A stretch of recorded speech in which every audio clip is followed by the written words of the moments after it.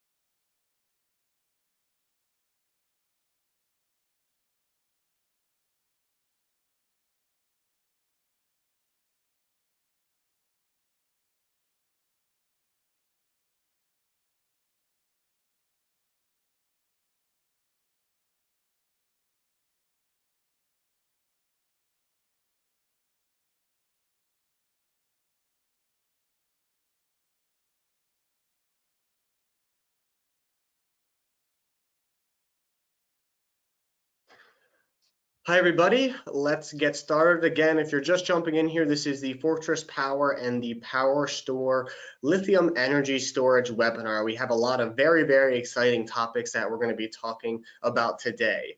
A few quick notes before we jump into the webinar today. We will be sending out the slides of this webinar and a full recording of this webinar after the fact. So don't feel like you have to feverishly be jotting down notes throughout the webinar. We will have these content sent out, PowerPoints and the recording. There is a spot where you can ask questions. You're welcome to type in your questions to the question panel you see on your screen. For any questions during the webinar, we will spend 10 or 15 minutes after the webinar addressing any questions you may have.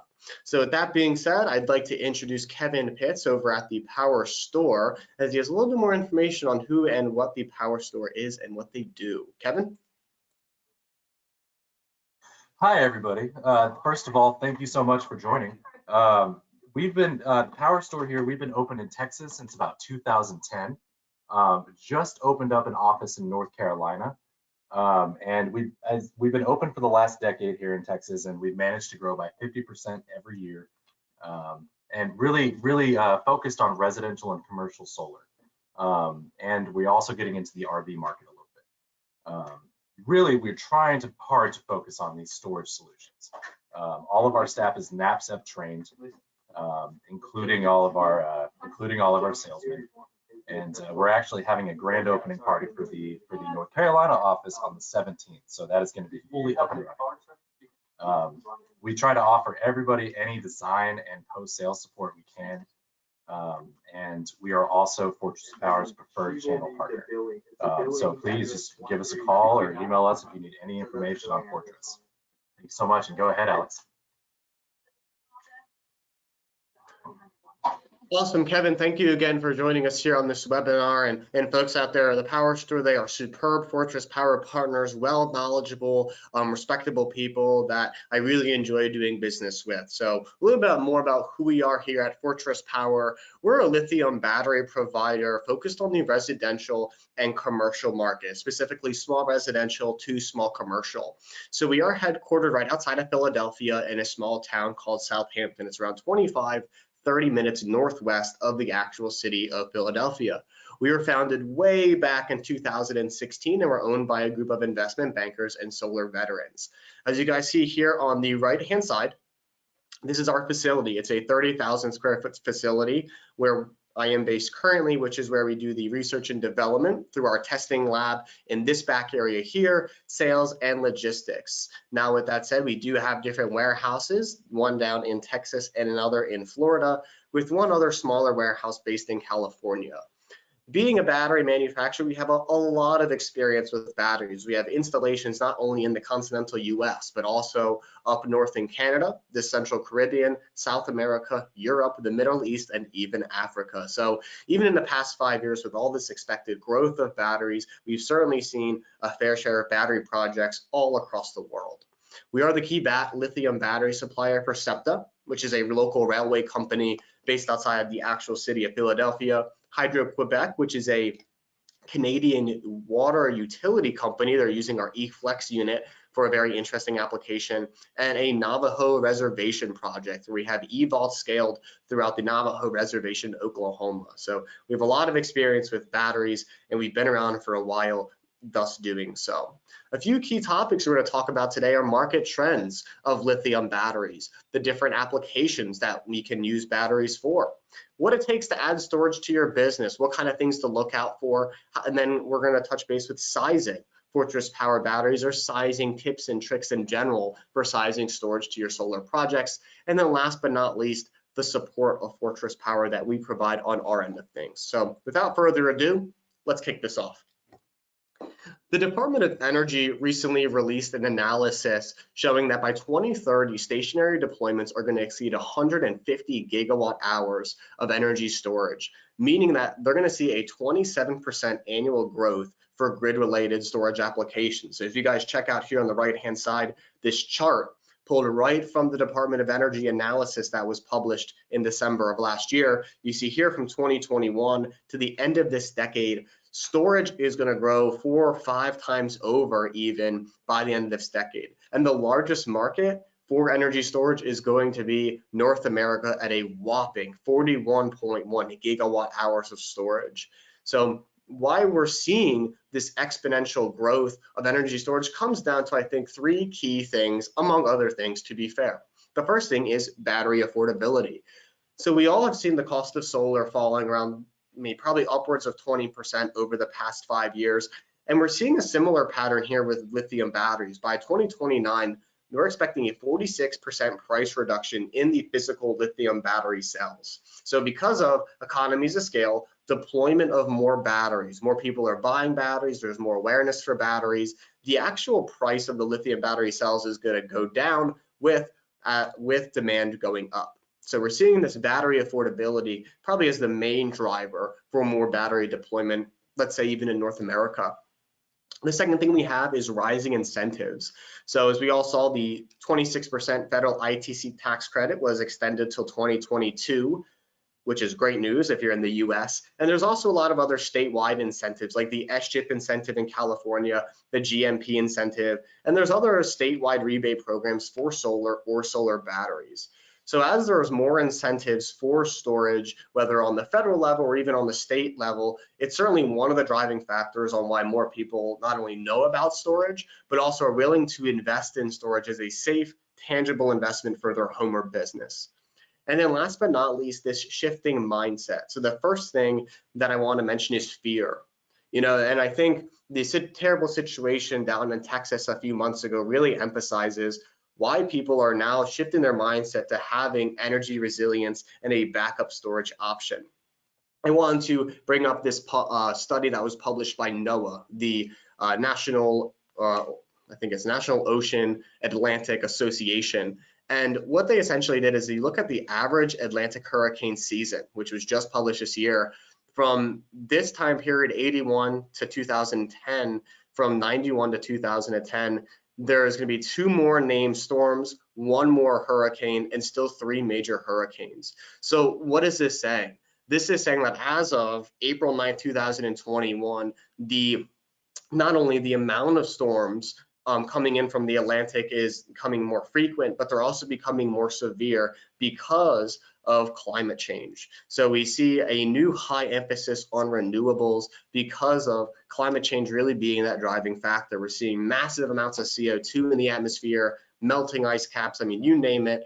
This is one of the main factors of the shifting mindset. People are now thinking clean, thinking long-term on ways that they can either, whether it's being more energy kind of conscious or, doing their part in trying to help the environment.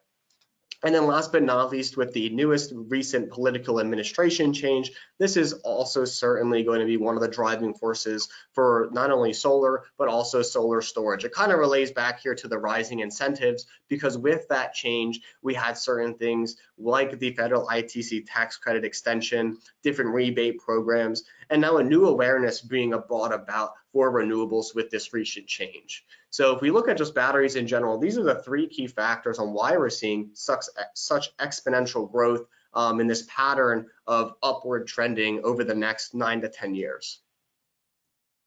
So with that being said, you might be wondering, what kind of applications can I use a battery for? You're telling me that there's going to be all these storms. You're telling me that, there's a lot of incentives for it. How can I use this battery?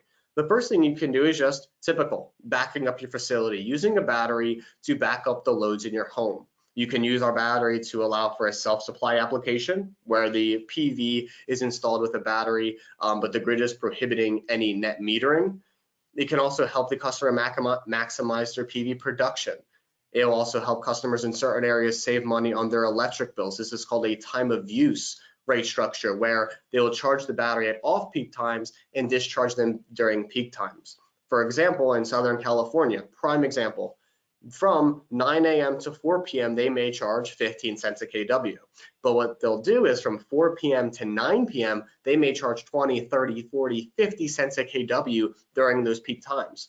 Why is this? This is because utilities, quite frankly, are losing revenue. As more solar and storage gets deployed and more net metering, they are losing money. Utilities want a way that they can make their money back. So having a battery can help end users avoid those high electricity costs from those peak times to discharge that battery. It also will help with a return on investment for those customers should they be cycling their battery every day. And as I mentioned before, it is eligible for the 26% ITC tax credit if it's powered by solar. So you can enjoy federal rebates, state rebates, and even there's different utility rebate programs that you can take a look into depending on where you're located. Now, that being said, quickly want to go over in a one line these different applications I just mentioned. So we have an off-grid application, right? No utility here. PV and battery is the only source of power to power the loads in their home. Maybe they have a generator, but typically it's just PV, battery, loads. Next, we have grid export or backup. So they have full functionality with the grid to and fro, but this is an instance where the grid gets turned off. They use the battery to power those loads with the PV. We have time of use, which is where it's the same kind of thing, but what they're going to do is discharge their battery, their appropriately sized battery during those peak times to essentially miss out on those very high charges that they're seeing. So this is a time of use. It's pretty similar if you look like a single line diagram, but it's the way that they're using the battery that is different than in like an emergency power application, obviously. And then last but not least, I mentioned that self-supply application now seen in like Hawaii, Arizona, and different places in the Caribbean. This is where, if you look over here on the right, this is where you can only purchase electricity from the grid. You cannot sell back. So what this means is that any excess generation from your solar array that isn't going to the load, you cannot net meter with it. So anything that's extra that the load isn't taking, it's essentially lost. So installing a battery in that application maximizes the customer's PV generation, let's say, and they can store it for later use. They can discharge it during the night. There's so many different kinds of ways to do this, and there's a lot of flexibility. So the self-supply application we may start seeing here on the East Coast, especially as utilities are dealing with more solar installed and more solar batteries. So what does it take to add storage to your business, whether it's looking completely new at batteries for your business, or maybe you're adjusting your options based on current market trends? What does that look like? And more importantly, what's the impact of adding storage to your business? The first thing and the first and foremost thing is more revenue. you get more opportunities for projects and higher margins. And there was a study that there's an up to 30% growth for your business with adding storage to your projects. Why is this? You're getting more projects in the same amount of volume, let's say, and you're also getting a higher price tag. I'll be going over sales tips and tricks for selling storage later in the slides. And you're also going to get more marketing reach. So as a battery expert, you're going to get more referrals. You're going to be someone that people want to go to. Word of mouth marketing is extremely important, and it works very, very well. So as a battery expert, you're going to be able to reach more people, and they're going to want to know about what things that you can do to help them when it comes to solar and solar batteries. And what is the impact of not adding batteries to your business, or even not adding batteries to your home? You're missing out on all that growth. Bear with me, that I showed here. So the impact of not doing something usually is worse than the impact of doing something. So keep that in mind as you consider either a new battery option or getting into the battery space in general. It is certainly something you're going to want to be a part of in the next 9 to 10 years because it's certainly growing. Now, what are you going to need as you get started? First thing you're going to do is you're going to go on your site visit, right? You're going to go out to your site, you're going to talk with your customer, figure out the solar array size along with the load profile and what application. So are they doing a ground mount solar array? Do they have room for a roof mount solar array? Are they using a tracker system of sorts? That's going to be what you're going to figure out on your first site visit.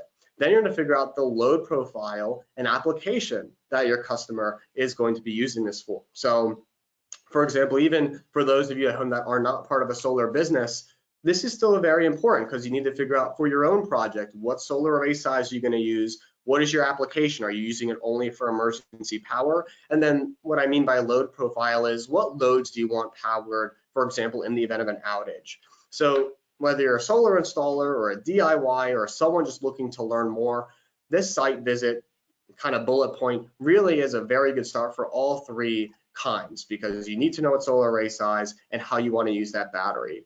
Next, you want to know your customer profile. Know your customer, know where they are versus where they want to be. Know what kind of things, what is their budget, and then more importantly, what is the application that they're going to be most benefited from by using a battery. You know, we shouldn't just be selling batteries to sell batteries. It's really going to be problem solving custom solutions for each individual customer. The solar and storage space is not a cookie cutter solution. It really is more customized. And the Power Store does a fantastic job of helping you guys size your projects and designing these projects so that way you can take it from soup to nuts.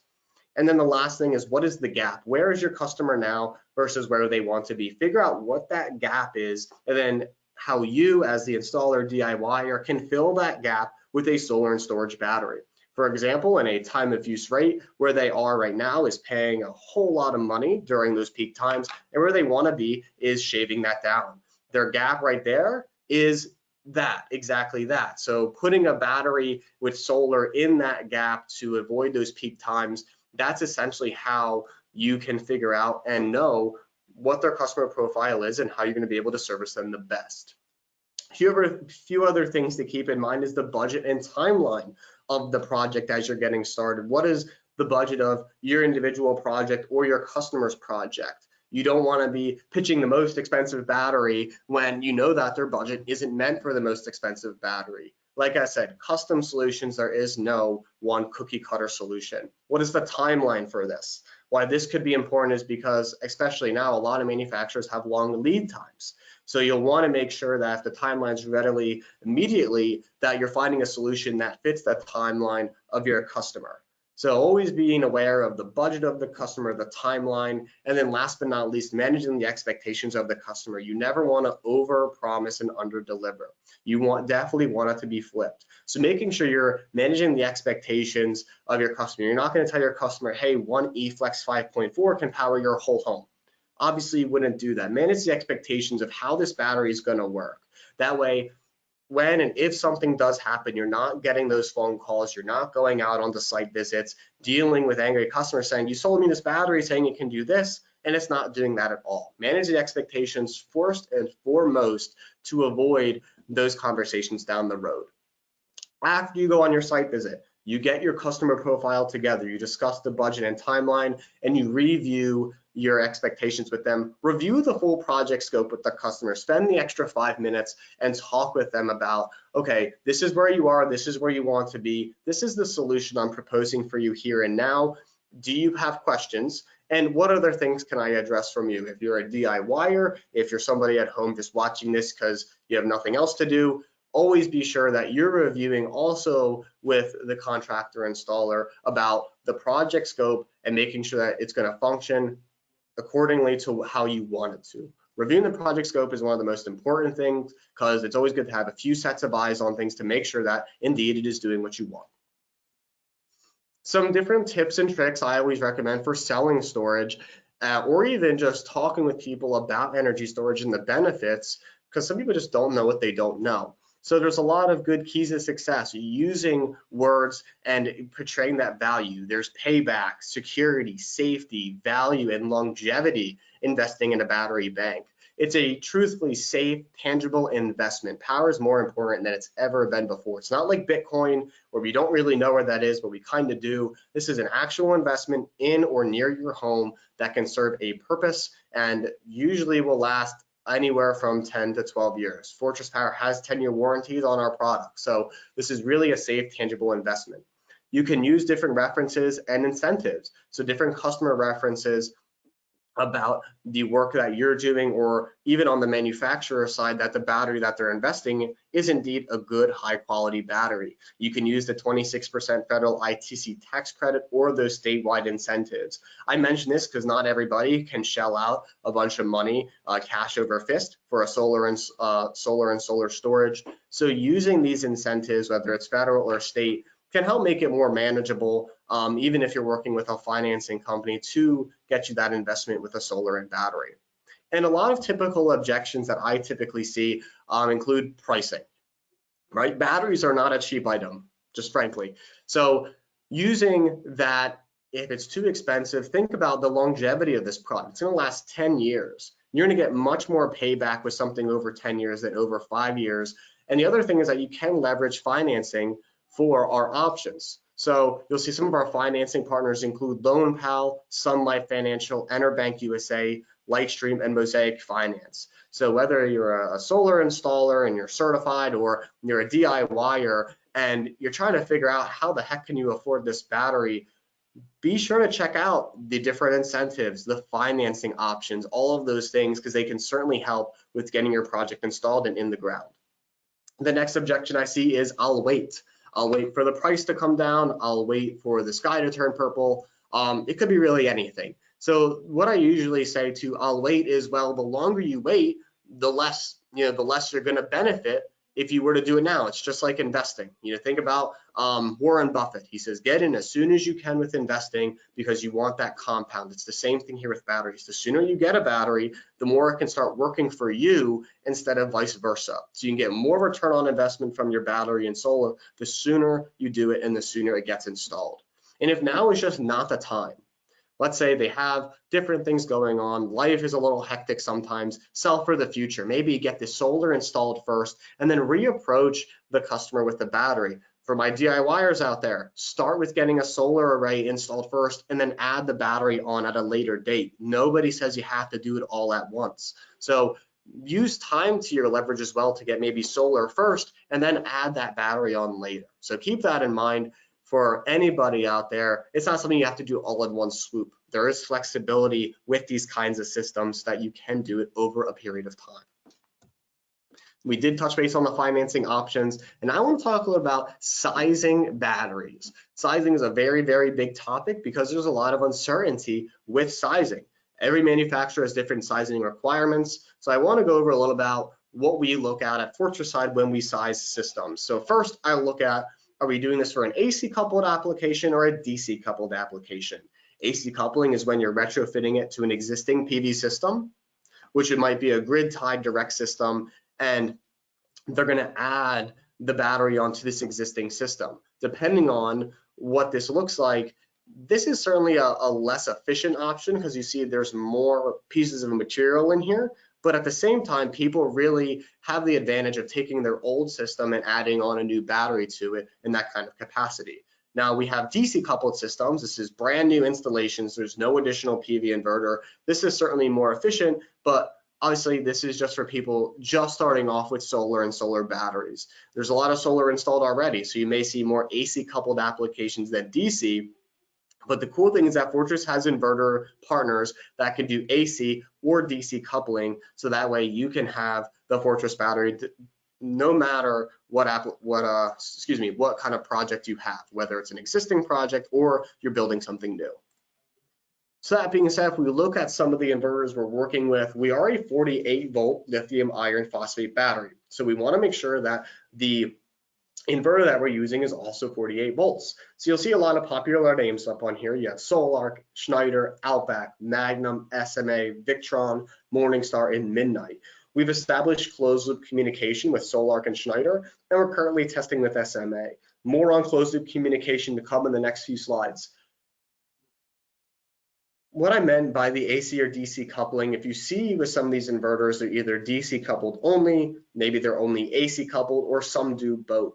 So with respect to your project individually, pick an inverter that fits your needs, whether it's the Solarc or Magnum, Schneider, or SMA, depending on if you're AC or DC coupling, also with what you're familiar with, what you've had experience with and have seen success with.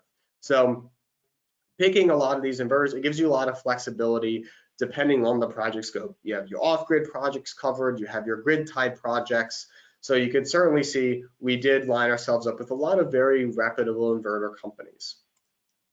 Now, sizing batteries starts with the inverter. So like I said, where to get started a few slides ago, you want to size the battery for double the size of the inverter. Let me repeat that. You want to size the battery for double the size of the inverter as a start. So for example, if you have a 10 kW inverter, you want your battery to be around 20 kilowatt hours.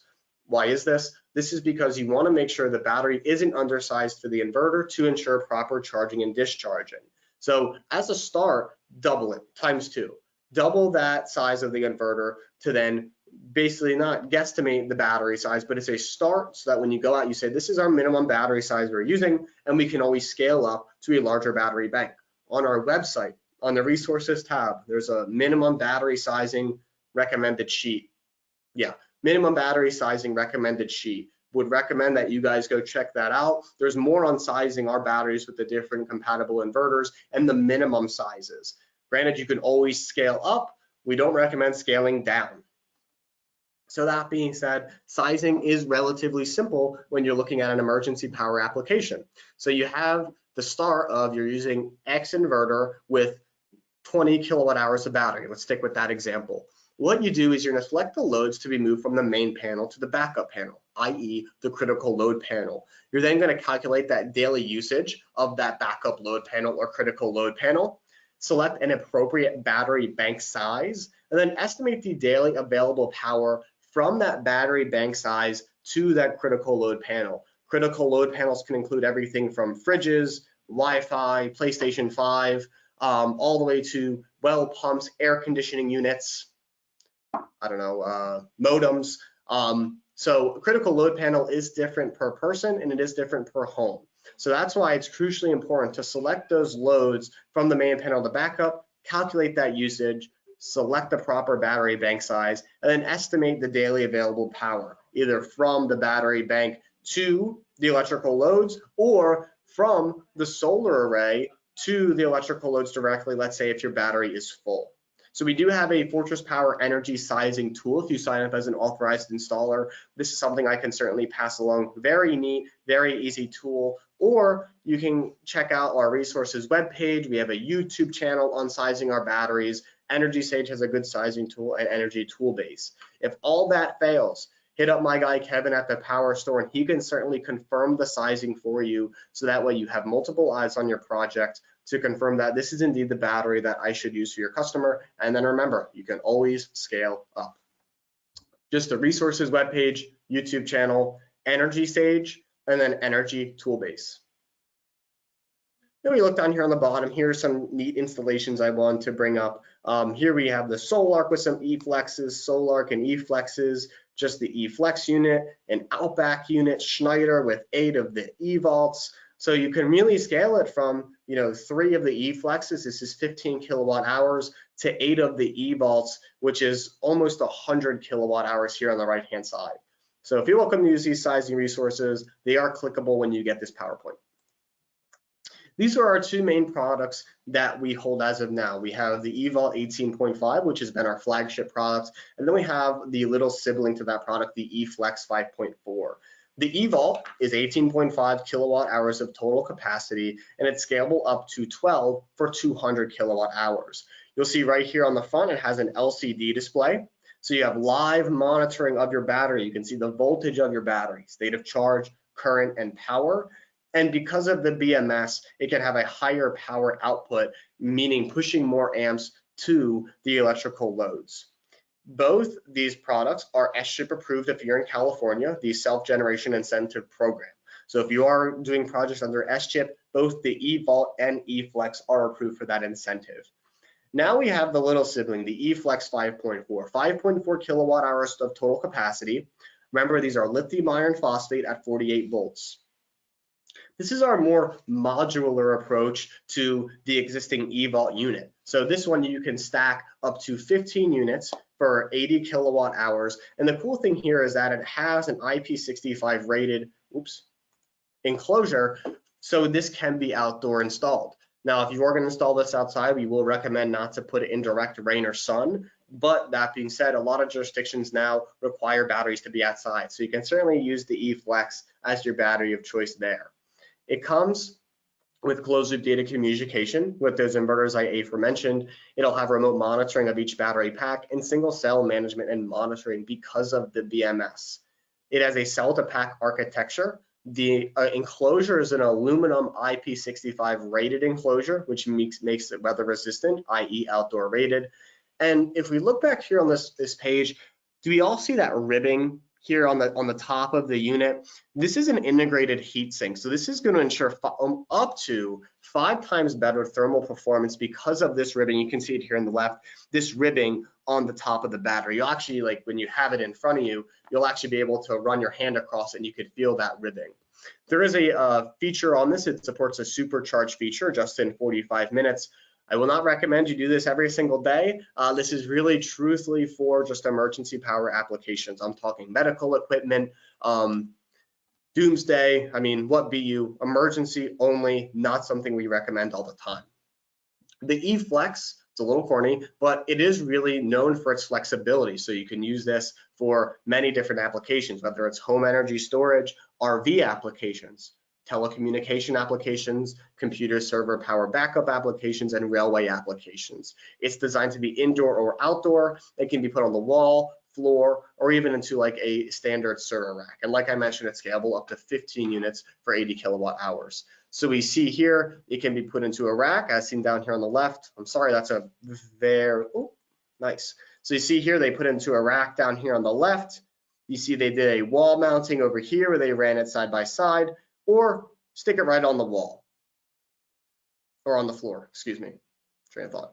So eFlex is very flexible with how and where you can install it. Not every project has the footprint to stick an eVault, which is like the size of your college fridge. So having a more modular, smaller footprint option that you can parallel certainly makes sense.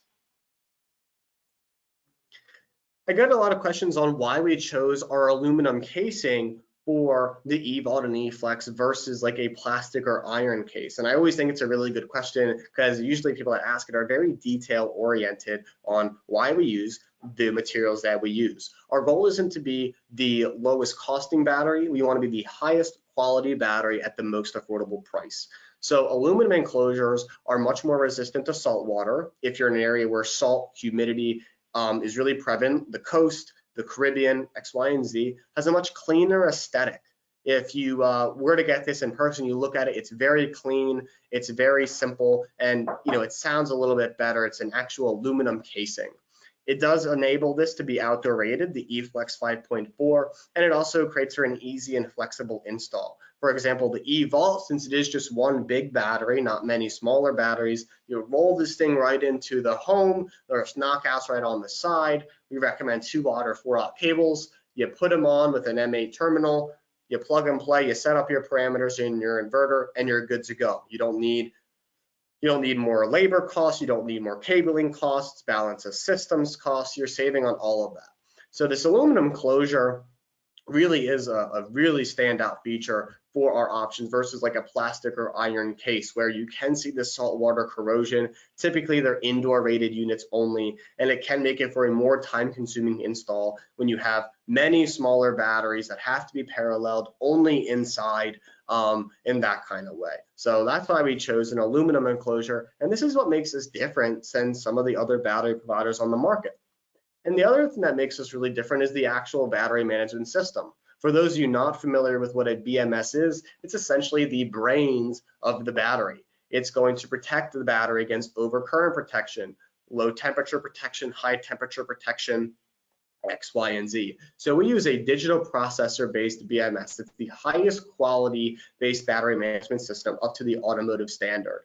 It comes with safe protection with a solid state relay and fuse that physically opens and closes. It's mechanical and allows for higher input and output power of the battery. So for example, if you have a high surge load because of a well pump, using this BMS is going to be beneficial because it can handle that high input and output power. Another neat thing is that it'll have an immediate response to an inverter's inrush current. So we're seeing these inverters get bigger and bigger because the typical solar array size is now getting larger. So having the immediate response to the inverter's inrush current is crucially important. Now, a lot of the other competitors that I won't name here, they're using a MOSFET-based BMS. So it's a certainly cheaper battery management system, which certainly does the job. Don't get me wrong, but it does have that potential for thermal runaway. It doesn't have that high input and output power. It's actually much lower. As you see, it's just really just a circuit board here on the right-hand side, and it does have that possible failure, to respond to any high inrush current coming from the inverter. So I'm going to say it again, we don't want to be the lowest costing battery, we want to be the highest quality battery at the most affordable price. So we use the highest quality BMS, and we use a high quality enclosure, the aluminum, in our battery system. And I wanted to bring up something about the closed loop controls that we do have between our eFlex and those inverters I had mentioned before. So closed loop controls essentially where the battery BMS and the inverter can talk with one another. Why is this important? First and foremost is accuracy. The BMS is going to control the charging and discharging via the state of charge of the battery, and there's going to have a dynamic interaction between the battery and the inverter. It's going to be more plug and play, less manually inputting parameter settings, and it will allow for remote monitoring and control. Overall, between these two things, this is going to lead to a higher system performance. More accuracy with how you're cycling and using your battery is going to lead to a longer battery lifespan, life cycles, which means that you can also get more energy output with closed loop communication control. So between the BMS that has high input output power and an immediate response to inrush current, and the closed loop communication that we have with those inverters on our approved list, it really does set us up very nicely for many applications where you can view your battery live through remote platforms. Our service. So as a battery manufacturer, we've teamed up with distributors just like the Power Store and different installer partners. We have a hands-on management team, personalized client relations where we or Kevin over at the Power Store can help look at your projects. We have co-marketing support and leads, design and installation support, and on-site technical support. So whether you're commissioning your first Fortress battery, you want some help, or you're commissioning your 10,000th eVault, we do have technical support available to walk you through every step along the way. We have released our newest loyalty program. It's for our trusted and skilled installers who are dedicated to providing great services with Fortress Power products. So some benefits of being a Fortress Power certified installer is more sales opportunities. You're going to get regular updates from the team here at Fortress. You're going to get sales support just like this one through trainings and webinars for your team or for your customers. You're going to have your own microsite on the Fortress Power website through our dealer login program. You're going to have access to marketing materials, and then obviously the loyalty program in as a whole. So you're going to get points on installations and get fantastic co-branded prizes. I would also recommend join our Discord for technical support chat. You can just click on this link, and our Discord is monitored daily. So you can open up a Discord account and talk with somebody live about the battery, whether you have a battery there or you're considering a battery. This link also clickable when you do get the slides. So with that being said, I want to thank everybody again for all their time here. You can see all the contact information for Fortress Power and the Power Store respectively, for yours truly and Mr. Kevin Pitts here on the right-hand side, along with the Power Store's website, our sales email, and then our technical support email and warranty email. So with that being said, I'm now going to open the floor for Q&A. So please type it into the question bubble and we can do this accordingly. Okay, the first question I have is from Jeffrey K. I'm not gonna butcher your name, sir. Can you connect two 24-volt lithium batteries in series to make 48-volt? If not, explain why. All right, Jeff, theoretically, yes, you can. You can connect two 24-volt lithium batteries in series to make 48 volts.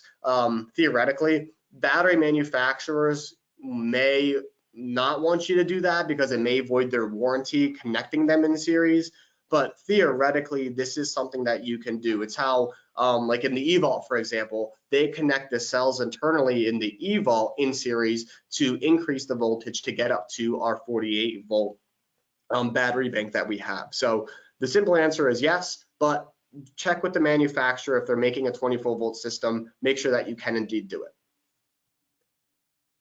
The next question I have is from Scott Snyder. Hi, Scott. Thanks for joining.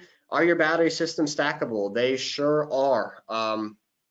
The eVault is stackable up to 200 kilowatt hours, and then the eFlex is stackable up to 80 kilowatt hours. So that's why I mentioned the small residential to small commercial is really our bread and butter.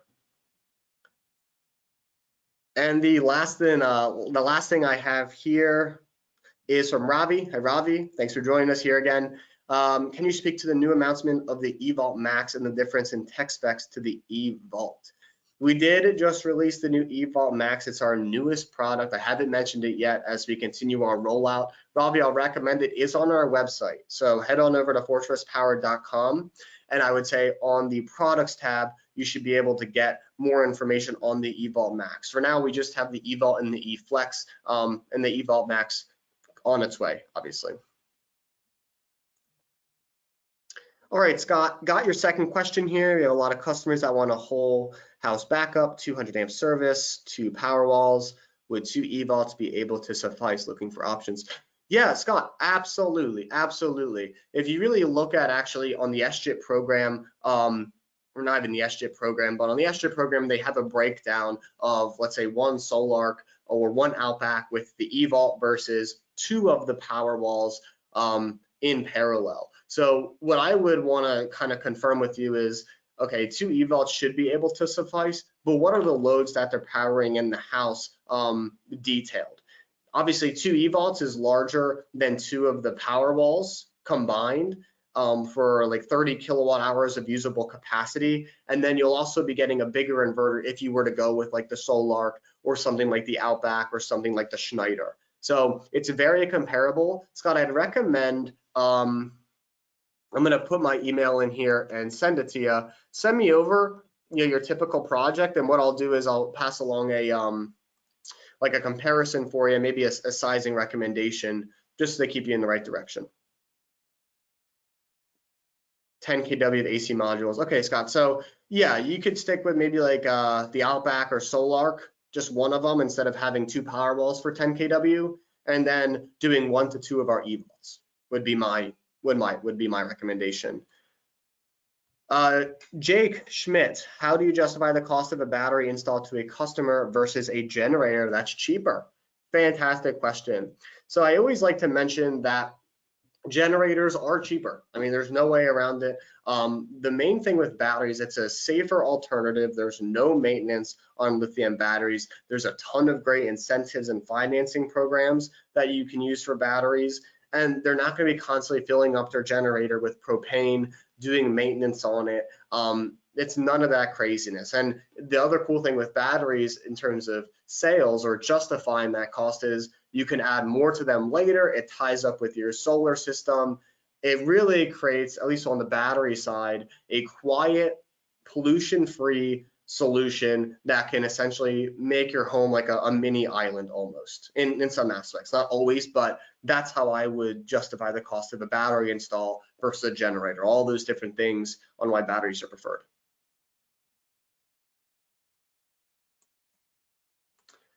The question line is still open, folks, so write in your questions, please. Write in your questions. I had one other thing I was going to mention and I forgot. Darn. Leave it open for another minute.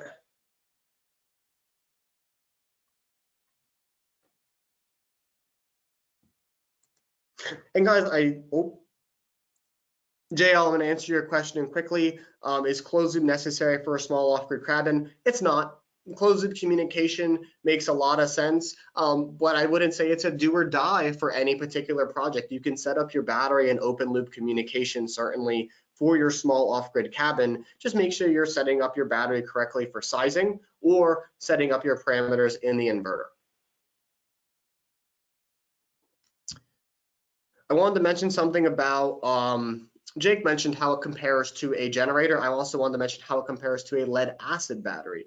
Now, obviously with lead acid batteries, they're not really a long lasting solution. If it's a flooded lead acid, you're pouring water in the dang thing every once in a while. So again, lithium, it's a maintenance-free, pollution-free solution that you install and you're done with it. There's no off-gassing, things like that.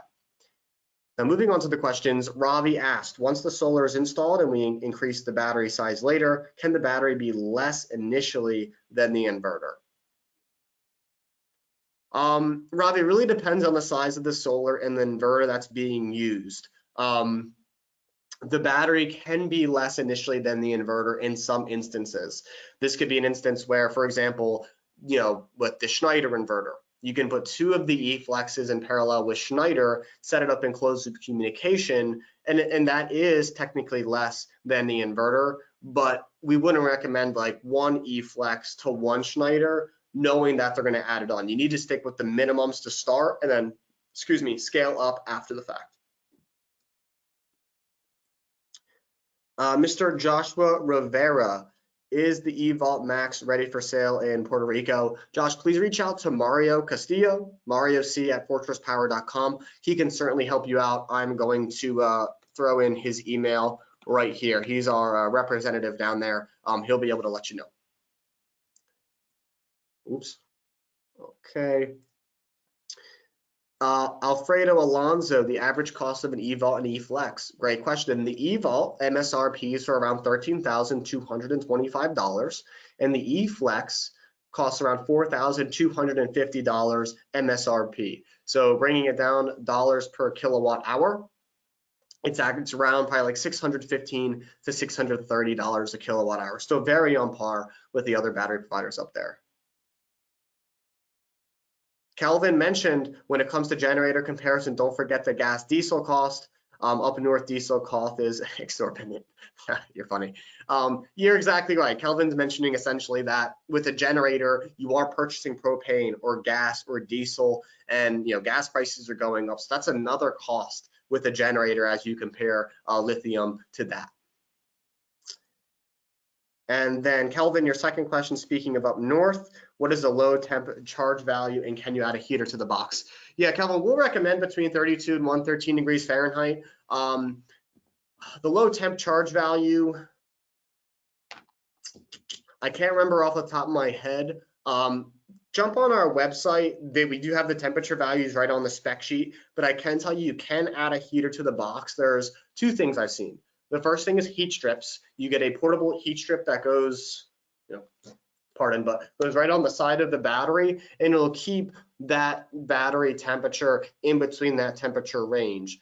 Just find the appropriately sized heat strips to keep it in that range, or what you can do is have I like things to play with. So you have a space heater connected to the inverter, and then you trickle charge that space heater in those cold temperatures. So let's say it's up in Canada in a very cold environment, and it definitely gets below that 32 degrees Fahrenheit. Install that space heater in like the shed enclosure, whatever else, and trickle charge it. And then that way it'll continuously run to keep the ambient temperature of that room in our recommended temperature ranges.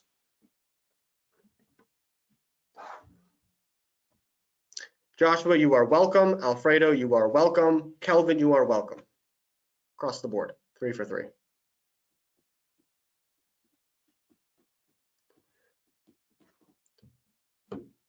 Still got some times for questions, guys.